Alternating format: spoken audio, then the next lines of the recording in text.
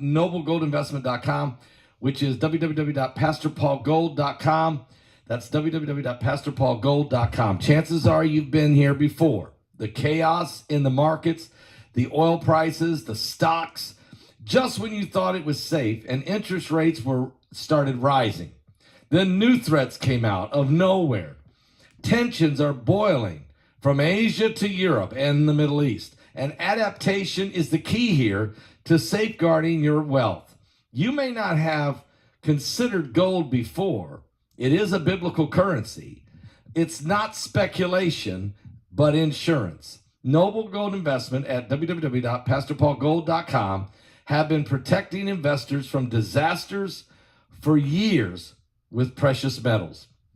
So if you're worried, it might be time to take a fresh look at how to use gold and silver to your advantage. You see, gold is a proven safe haven. It's a shield to help you with your retirement funds, your portfolio, your 401k, and to help you in this insane world we're in, and to help balance against the uncertainties. If it helps, go to www.pastorpaulgold.com and know that they're going to give away this beautiful 3 ounces of pure silver, this coin right here, called the Silver American Virtue Coin, for every person that sets up a new IRA this month. So if you open it up, you roll over 401k or diversify some of your retirement funds, start an IRA, they'll give you this beautiful 3 ounces of pure silver called Silver American Virtue Coin. They'll give it to you for free. Just pick up the phone and call them tomorrow morning at 877-646-5347. That's 877-646-5347.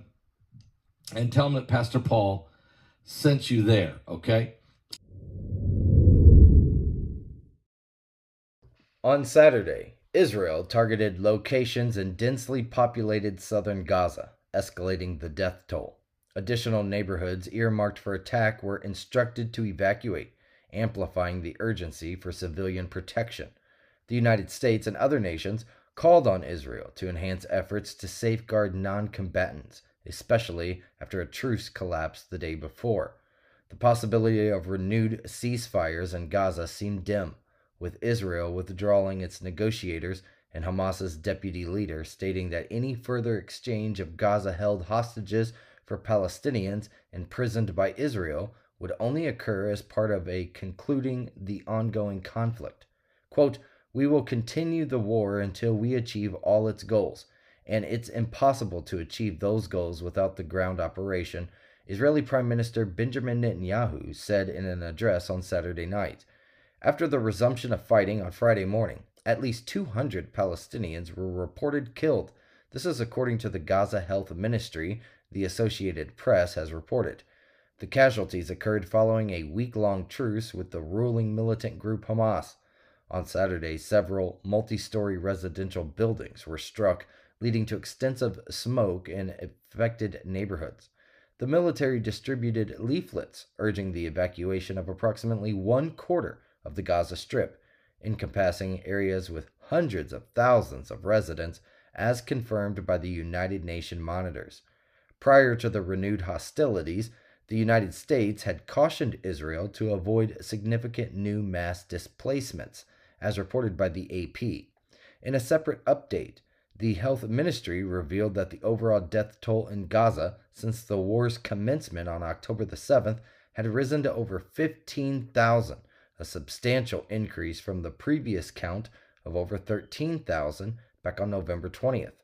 The ministry does not distinguish between civilian and combatant casualties, but noted that 70% of the deceased were women and children.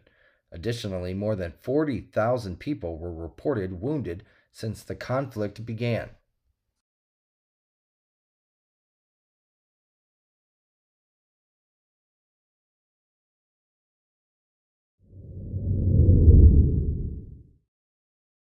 In the early hours of Sunday, a man armed with a steak knife tragically took the lives of 4 members of his extended family, including 2 children, in a home located in the Queens borough of New York City.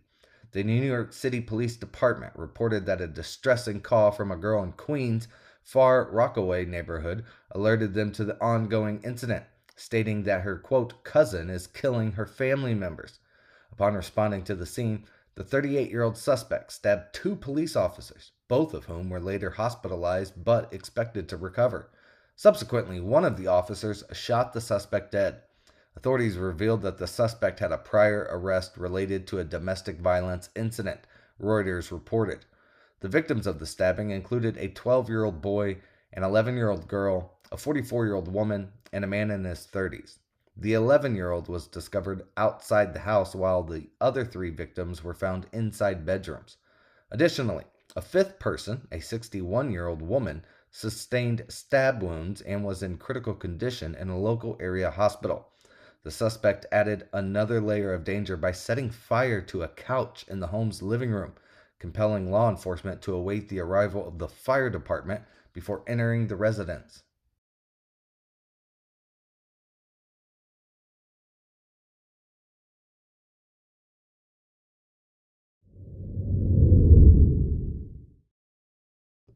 A former U.S. ambassador to Bolivia who served as a diplomat has been apprehended in Miami as part of an extensive FBI counterintelligence investigation.